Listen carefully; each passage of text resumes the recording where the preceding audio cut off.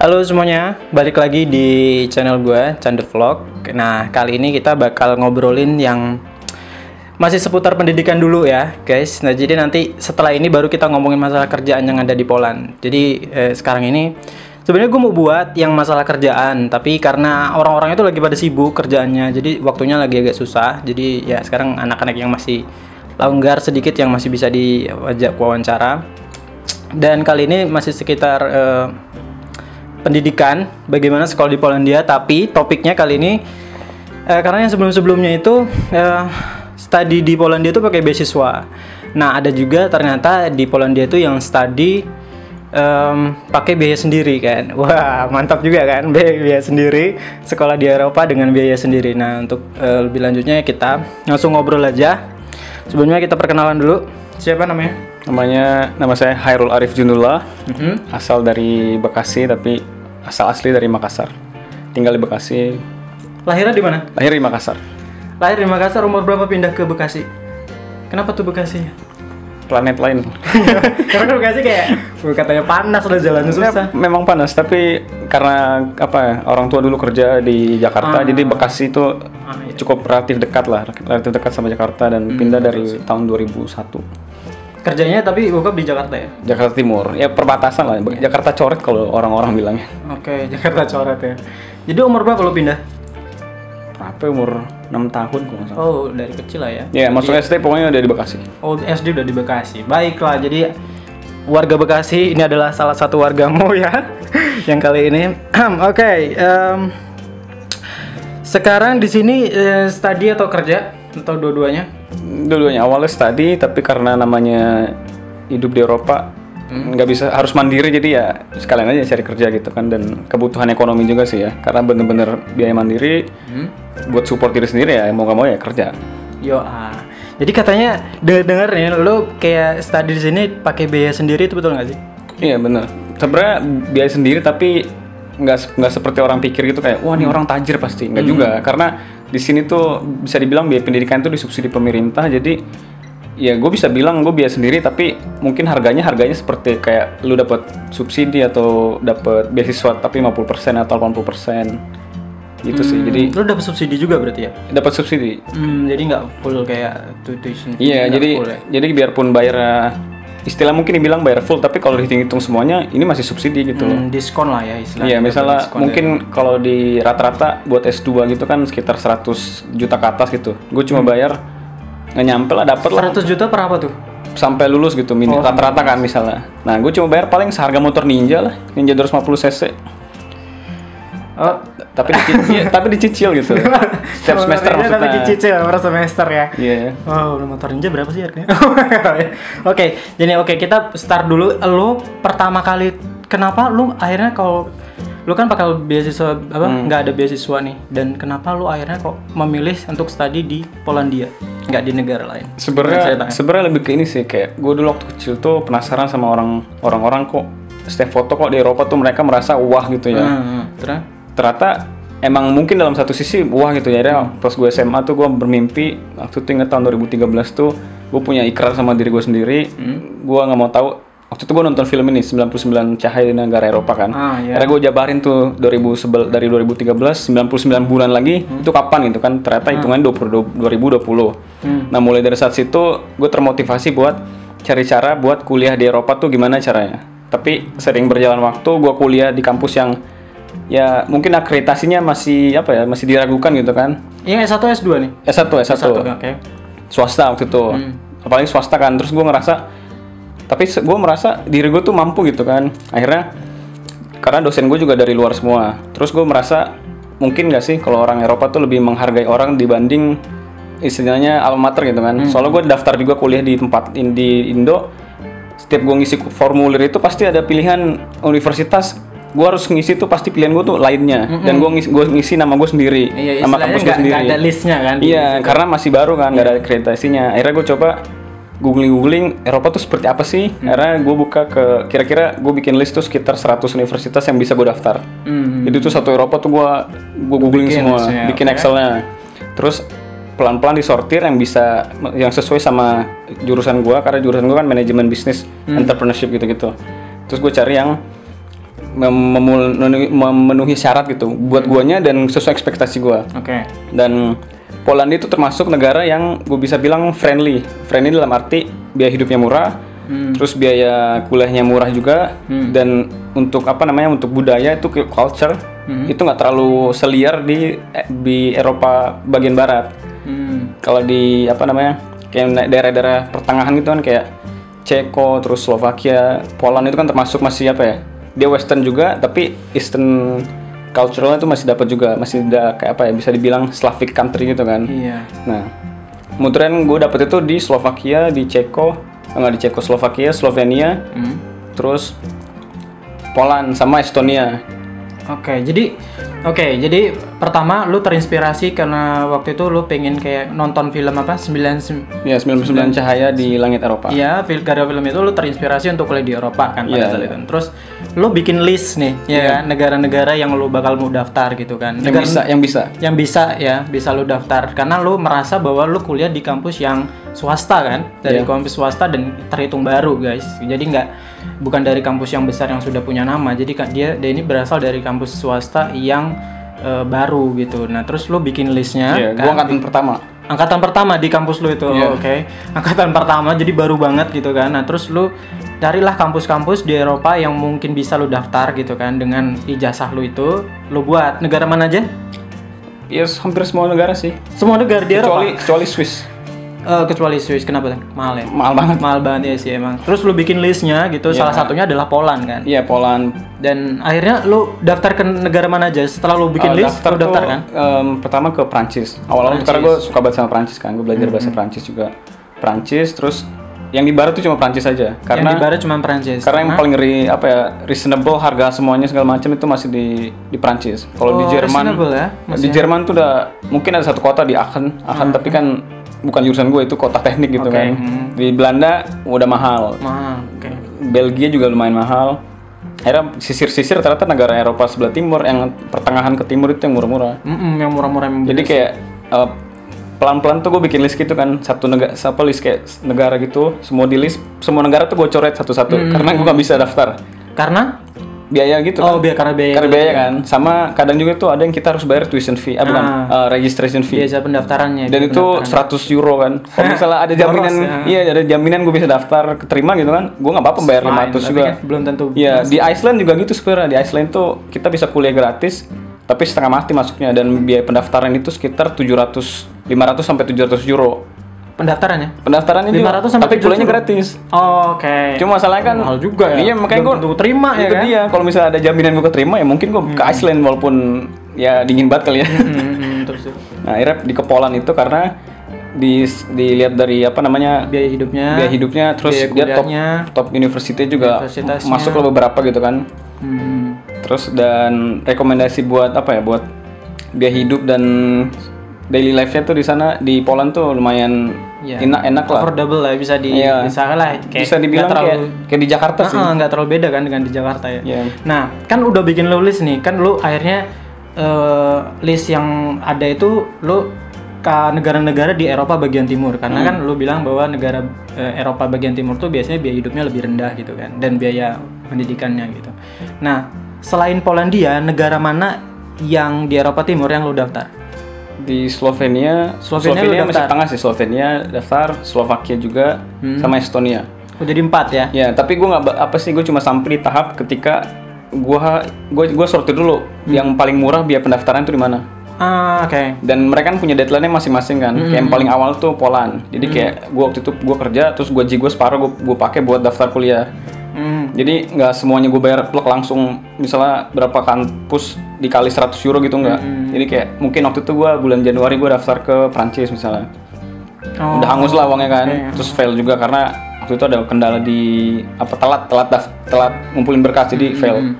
Terus di Estonia itu 100 euro tapi kita masih bulan Mei, jadi gue tunda-tunda dulu daftarnya. Terus tapi akhirnya sempat ke daftar nggak tuh Estonia? Nggak nyampe daftar karena keburu keterima di Poland. Jadi di Poland tuh bayar berapa ya? Itu tuh sekitar 20 euro lah, murah. Mesti dibilang murah, itu kayak nothing tulus, bayar aja lah. Terima nggak terima. Slovenia, lu sempat bayar nggak pendaftaran? Slovenia waktu itu belum buka, tapi gue udah siapin budgetnya. Selain itu apalagi di Slovakia? Slovakia. Dulu sempat daftar? Belum juga karena belum buka pendaftarannya. Oh, jadi memang yang udah lu bayar biaya pendaftarannya Poland ya? Iya, tapi kan gue udah budgetin gitu kan.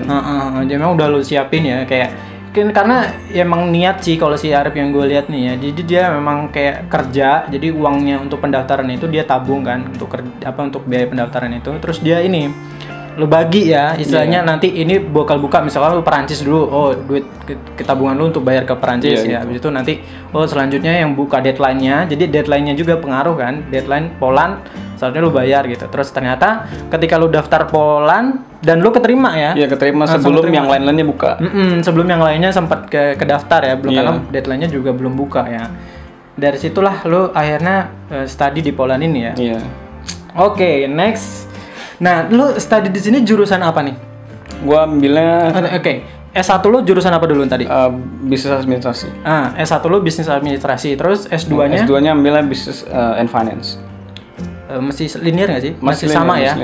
Soalnya kan kalau bisnis administrasi kan kita belajar semua hal tapi general banget kan. Nah, di sini di S2 nih gua ambil yang ke finance karena finance. Apa nama judul ini? Business and Finance Management. Business and Finance Management. Jadi lebih ke fokus ke bisnis sama finance-nya. Karena menurut gua finance kan krusial gitu kan. Palingan kita butuh sesuatu yang in deep. Nah, finance ini lebih dominan pas S2 ini.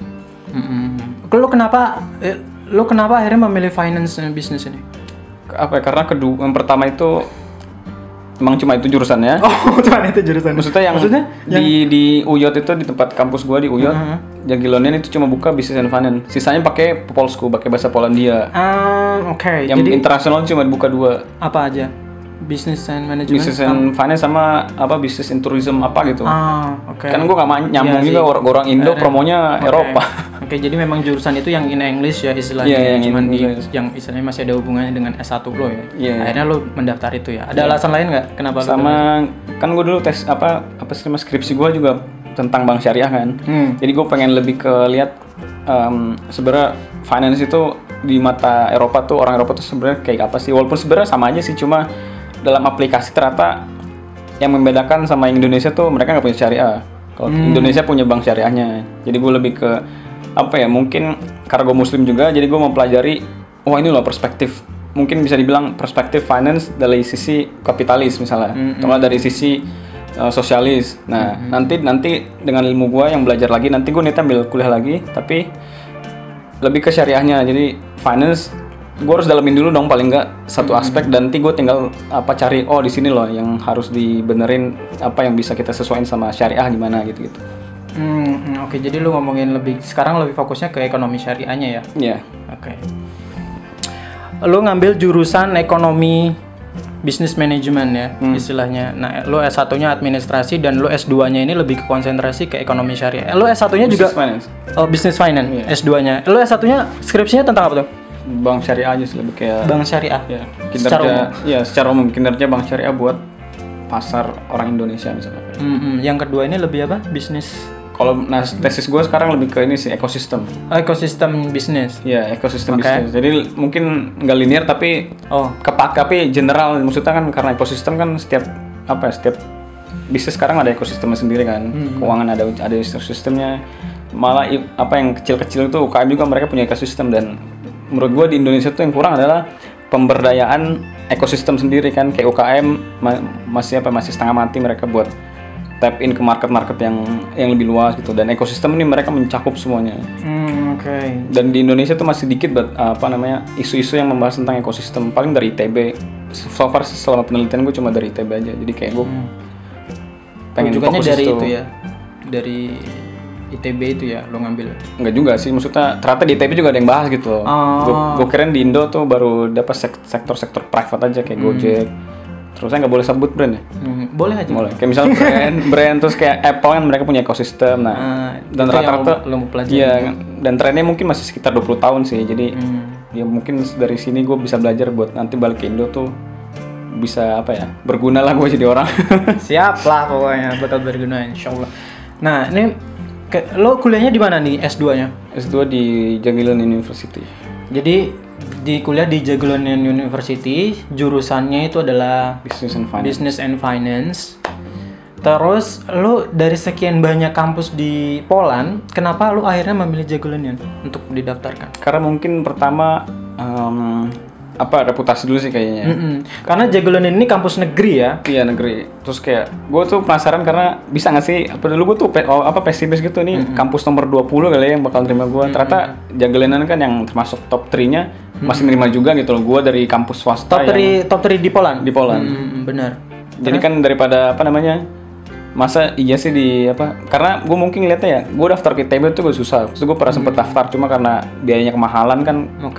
Sama aja kayak biaya hidup gue sama biaya kuliah gue di sini itu sama kayak biaya gue kuliah di ITB. Yang di ITB yang MBA kan? Iya MBA. Yang harganya sama ya. SBM nya. Oh SBM ITB itu ya. Itu berapa ya? 200 juta lebih lah itu dapat Mazda, mobil-mobil mewah gitu kan. Gue di sini cuma dapat bayar Ninja. Benar-benar. Jadi terus lu kuliah memilih Jagiellonian karena reputasi universitas itu tadi ya dan kayak sama ketersediaan jurusan karena yang lu kayak jurusan yang lu pingin tuh adanya di Jagiellonian. Ada nggak sih di kampus lain? Ada cuma pakai bahasa Inggris sama ya gue nggak terlalu tarik gitu loh kayak misalnya ada kampus yang khusus buat teknik gitu. Akhirnya dia open. Oh iya. Jadi kayak gue ngerasa ini pasti nggak terlalu dominan nih ininya.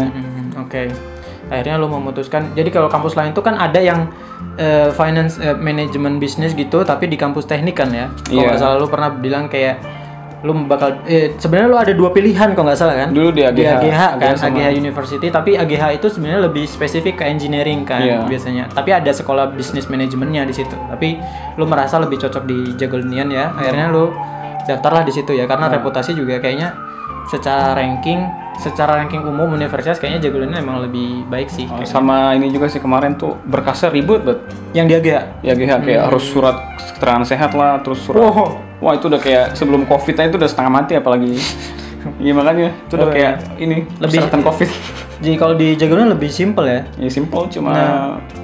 Terus lo tahu Jagiellonian itu dari mana? Searching dulu ya. Searching kampus-kampus mana yang gue punya 100 list ya.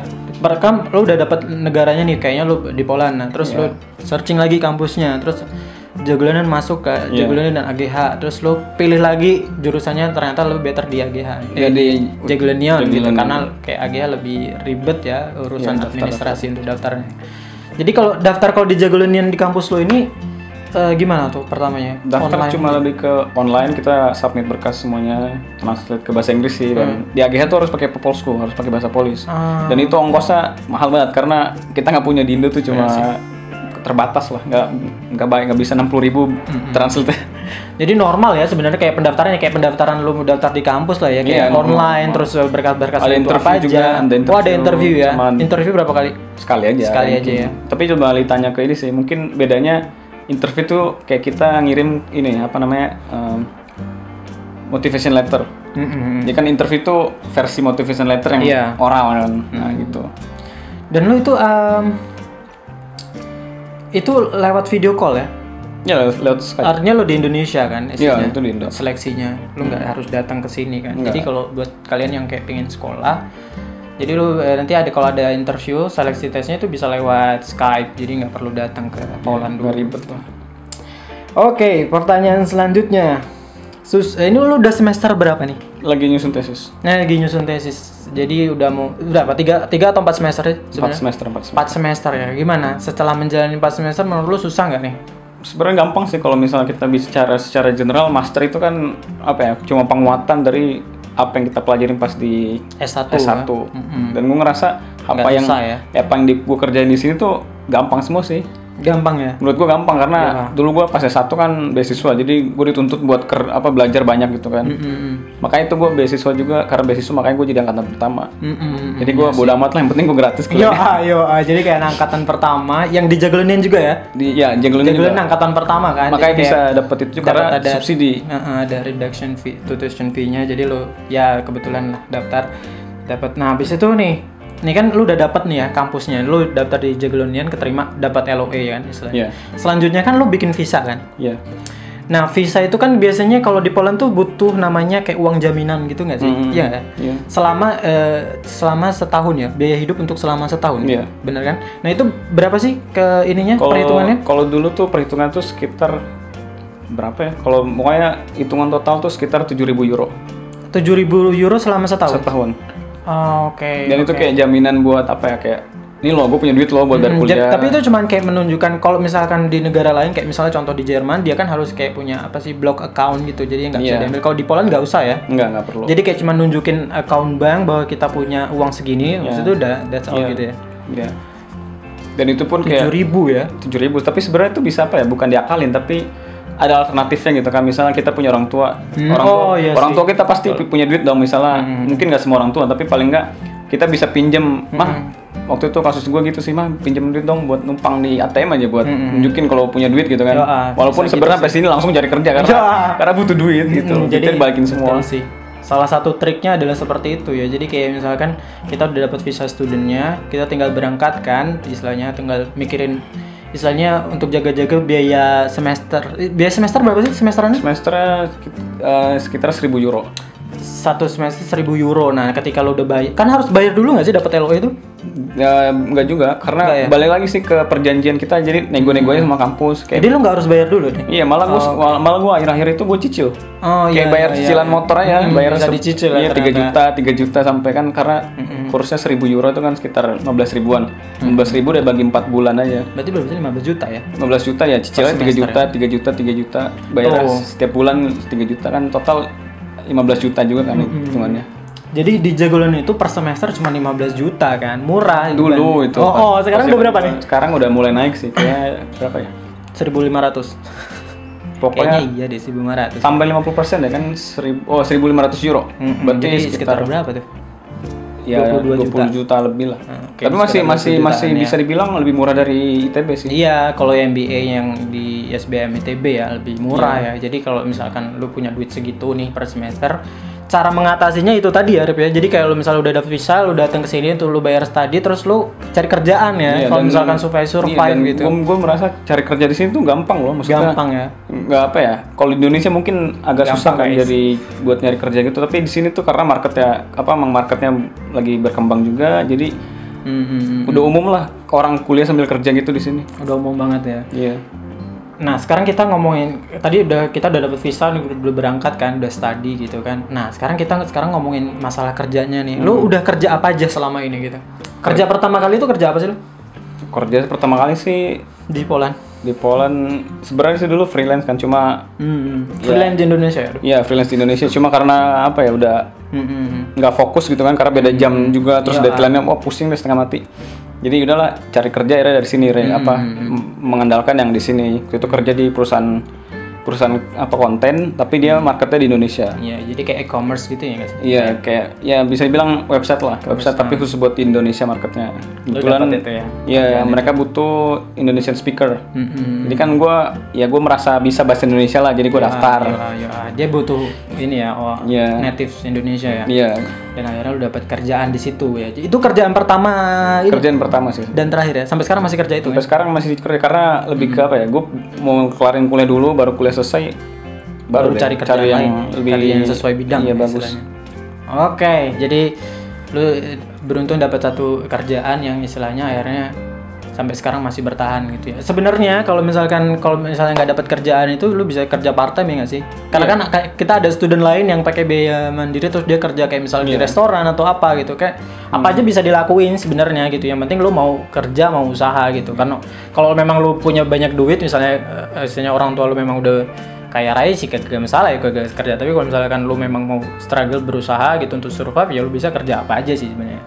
Nah ada yang kerja di restoran, ada yang kerja di produksi di pabrik gitu ya, kayak GoFood gitu loh. Nah Uber Eats kayak gitu, kayak semacam GoFood gitu. Oke, lanjut. Nih pertanyaan terakhir nih ya untuk masalah ini ya. Saran buat teman-teman yang mau kuliah di sini itu apa dari? Ada nggak? Buat modal pribadi atau? Untuk saran lo buat anak-anak yang mau study di sini dengan biaya mandiri, apa yang lo sarankan? Mungkin kalau gue sih kan gue biaya mandiri ya. Kalau gue masih pertama tuh lihat diri kita, maksudnya diri kita tuh bisanya kemana gitu kan. Dalam arti misalnya bukan pengennya ambil manajemen. Nah manajemen tuh berarti kita sortir lagi kampus kemana yang kira-kira ada manajemennya. Oh oke. Lebih ini saran lo lebih ke pemilihan kampusnya ya, pemilihan kampus sama strategi sih. Misalkan ke gue manajemen, jadi gue list tuh 100 kampus manajemen di Eropa. Terus habis itu dari situ kerucutin lagi negara mana yang gue bisa daftar. Kemudian mungkin buat hidup tuh nggak susah amat gitu kan. Jadi gue dari situ cari lagi sampai akhirnya dari 100 itu cuma dapat 20 kampus yang paling mungkin menurut gue cocok. Habis itu kurangin lagi sampai akhirnya 5 top 5-nya yang gue bisa daftar dan bisa hidup di situ, di negara itu juga. Jadi kayak strategi sih kalau gue waktu itu let's say gue habisin 100 jam buat googling. Oke, 100 jam untuk menggoogling karena memang kalau yang gue lihat sih Arif ini memang benar-benar niat ya. Yeah. Lu niat emang karena terinspirasi dengan sebuah film itu kayaknya terus lu dapet lah karena memang niat dia searching 100 berapa? 100 jam sehari. Ya 100 jam lah kayak 100 jam. Iya, sehari itu 2 jam, 2 jam. Kan dulu gue sambil kerja kan. Jadi balik kantor googling aja dulu. Dan itu nggak kerasa sih, maksudnya nggak kerasa kalau misalnya apa yang gue lakukan setiap hari itu 2 jam itu ternyata bikin gue punya banyak informasi tentang kampus. Nggak cuma satu tapi banyak, 100 itulah, 100 website kampus tuh. Oke. Dan saran buat teman-teman yang supaya bisa survive di Poland gimana caranya? Saran dari lu ada nggak supaya bisa survive dengan biaya mandiri? Ya lebih ini kan sih jangan patah semangat. Nah, jangan patah semangat, tidak menyerah kayak mau kerja apa aja mungkin ya. Jadi kayak mungkin mau berusaha. Kita daftar 100 kampus nih. Masa iya satu pun gak ada yang nerima lo gitu kan. Pokoknya ya diusahakan yang terbaik ya. Iya, kan gue mungkin termasuk beruntung karena istilahnya gue bisa daftar ke 5 kampus gitu kan. Tapi akhirnya dari 100 itu gue pilih cuma 1. Jadi dan lebih ke ini lagi sih, kayak misalnya kita mampu setengah gitu kan dari total let's say pengeluaran tuh 200 juta di sini. Kita cuma mampu misalnya 60 juta, nggak apa-apa, maksudnya yang penting tuh 3 bulan pertama tuh jadi tolak ukur kita bisa survive di sini atau enggak. Tapi rata-rata sih orang bisa survive sih. Bisa sih. 3 bulan pertama di sini tuh ya soalnya Eropa tuh nggak itulah, nggak seperti kita pikirkan gitu kan, nggak mahal, maksudnya banyak hal yang kita bisa pelajarin. Masih banyak cara yang bisa untuk kita survive di sini sebenarnya. Jadi kayak ya tergantung orangnya sih. Kalau misalnya orangnya memang mau berusaha itu pasti bisa survive sih sebenarnya. Tapi kalau orangnya memang kayak gampang menyerah gitu ya itu memang ya bakal pulang sih akhirnya. Tapi kalau memang orangnya memang udah bener niat karena udah dari istilahnya udah dari jauh ya kan, dari Indonesia ke Europe untuk studi, maksudnya kita cuman kayak ada masalah sedikit menyerah, itu kan kayak sayang banget kan. Ya udah. Oke, thank you banget untuk hari ini kita ngomongin yang masalah pendidikan ya dengan biaya sendiri. Mungkin mudah-mudahan ini bisa membuat kalian terinspirasi, mungkin pengen kuliah di Eropa juga dan bisa bermanfaat buat kalian atau mungkin sebagai pengetahuan. Dan sampai di sini aja, jangan lupa untuk subscribe dan sampai jumpa di video selanjutnya. Bye bye.